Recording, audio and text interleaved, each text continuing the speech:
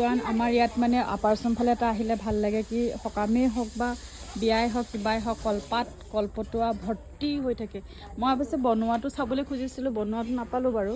আকৌ বনাব বাৰু, পিছত বনালে মই ল'ম ভিডিঅ'টো। কিন্তু এতিয়া এয়া কলপতুৱা কলৰ দোনা ইমান সোপা দোনা। সকাম এভাগ আছে, সকাম ভাগৰ কাৰণে এইবিলাক হেৰি কৰিছে।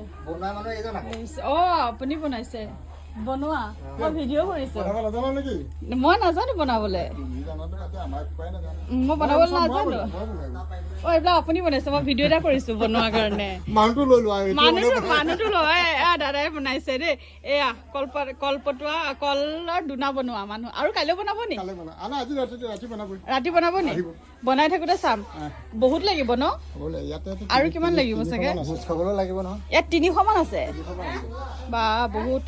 বনাওঁতে সময় লাগে চাগে ন? যথেষ্ট সময় লাগে। আকৌ আপুনি যে গধূলি বনাব, আকৌ চাম দেই তেতিয়া।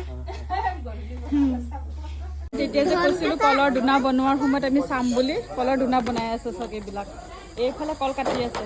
এইয়া আকৌ আহিলো চাবলৈ। এই আপোনালোকে যে বনাইছে, আকৌ আহিলো। এইয়া কলৰ দোনা কাটি আছে।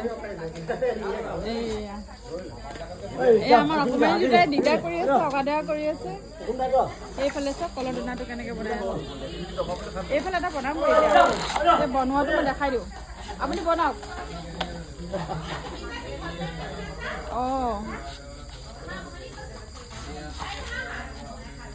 ইমান ধুনীয়াকে বনাই।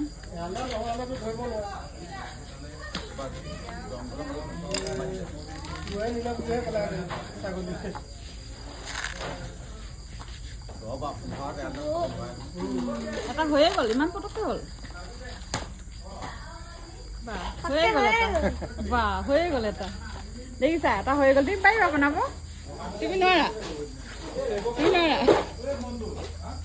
এইয়া সেইফালেও বনাই আছে চব।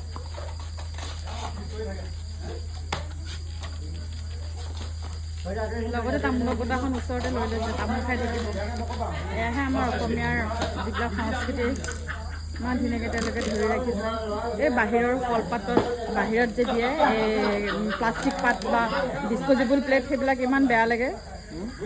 মই কৈ আছোঁ মানে কথাটো যে এইবিলাকহে ভাল লাগে আচলতে। যিবিলাক আমি বাহিৰত খাওঁ ডিছপ'জেবল প্লেট, সেইবিলাকত ভাল নালাগে ন বস্তুটো।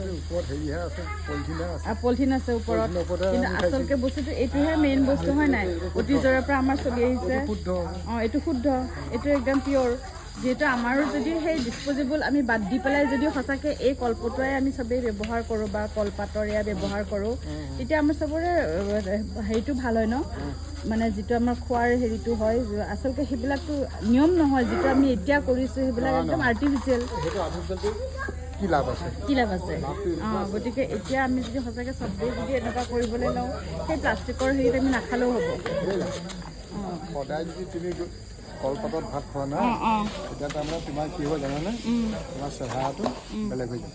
কলপাতত ভাত খালে চেহেৰা ভাল হয়। সেইটো জানো, কলপাতৰ ধোৱাটো ভাল, ধোৱাটো যিটো ভাতটো গৰম ভাত যে দিয়ে যে, যিটো ওলাই যায়। বৰতীয়া মানুহৰ চেহেৰা সেইটোৱে। গাখীৰো নাই। সেইটোৱে তাৰমানে এইটোৱে বুজাব খুজিছোঁ যে কলপাত আৰু কলৰ দোনা সেইটোৱে ব্যৱহাৰ কৰাটো উচিত আচলতে। আমি যিবিলাক বস্তু আমি দোকানৰ পৰা কিনি আনি ব্যৱহাৰ কৰোঁ, সেইবিলাক আমাৰ কাৰণে অনুচিত।